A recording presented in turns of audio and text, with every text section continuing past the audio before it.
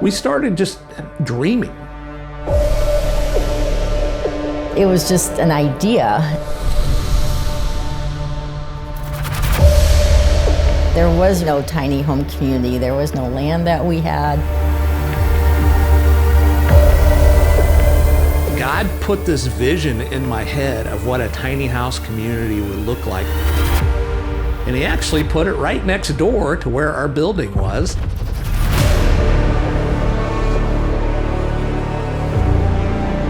Something big is happening.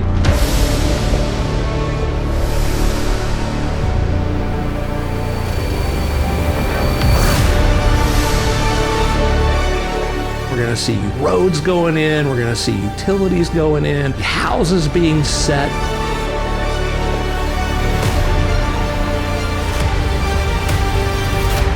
There was a time there, I think, where people in the community didn't feel like it was gonna happen.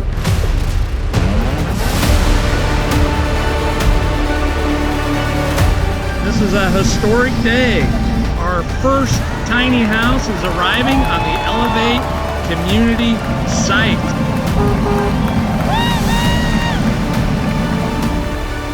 But we're here, and God's still moving things forward. It's a place of safety. It gives people a sense of belonging, It's a place of purpose. a sense of community. When residents walk into their house, it will be their home. Now we're on this journey to build 70 tiny homes.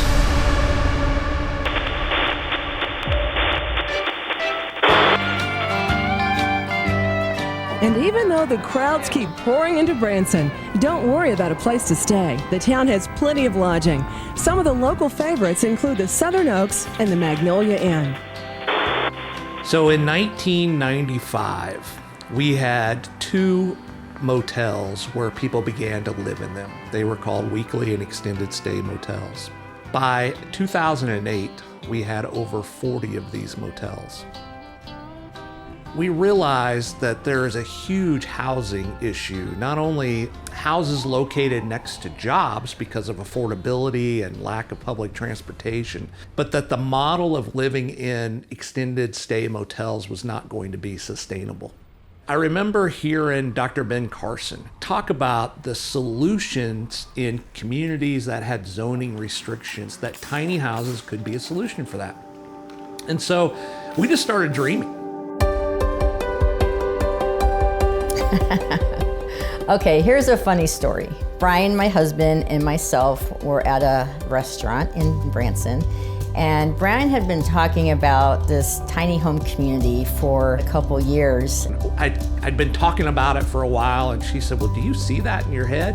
I looked at him and I was like, can you actually see this in your mind? Like, do you know what this tiny home community looks like? I said, I absolutely do. And so she said, well, write it down on this napkin. So pulls out a napkin on the table and pulls out a pencil, and he maps out what this tiny home community could look like.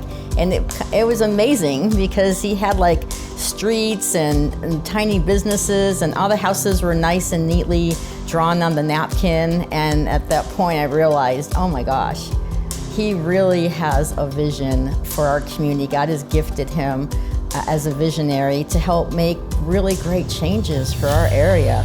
And I just saw that tiny houses could be so impactful. Plus we have this kind of shift right now too in our world economy. Maybe bigger's not better. Affordability is an issue, and so tiny could be the solution. Maybe getting rid of stuff. I wish we'd kept that napkin because I had it sketched out, and it's very similar to what we're developing now.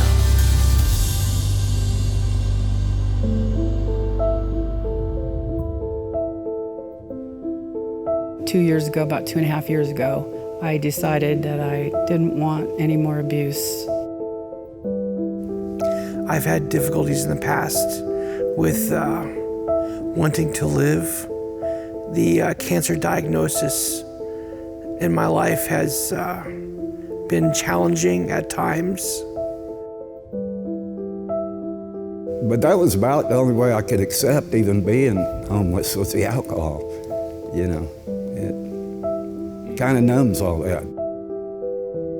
Yeah, I'd say early 2023, things just sort of fell off a cliff for me. And I left, and through a very rapid set of circumstances, plus the circumstances I was involved in, found myself homeless pretty quick.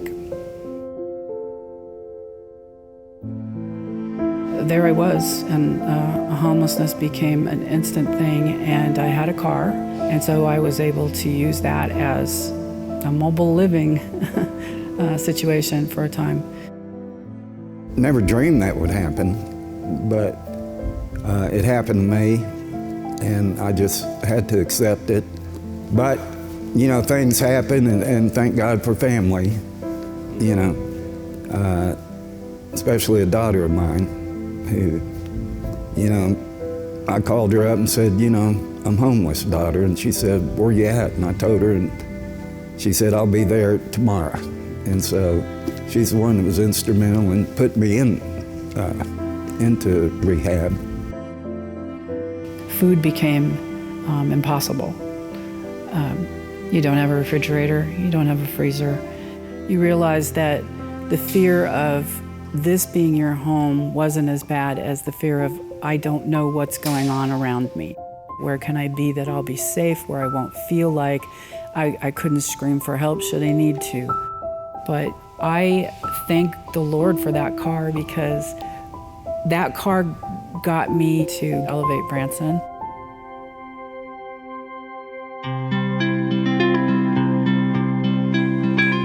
Well, when I walked through the doors here at Elevate, what happened is I met a representative here. She asked me if she could help me, and I started, you know, asking about the resources here.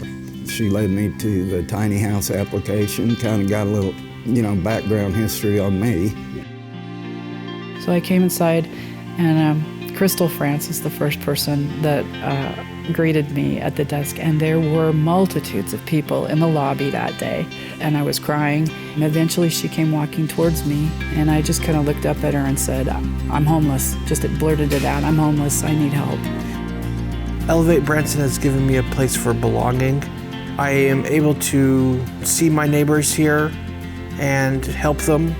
Being chosen as a recipient for a tiny home has offered me a great deal of calmness in my housing search. When I finally move in to the tiny home, I think I'll just sit there for a while and, you know, and thank him for this, first of all. Fantastic. Of course, there's a lot of other phrases that could go in there, but to me, it's just fantastic, a new lease on life, a second chance. Empowerment is big for me because I have felt so little power in my life.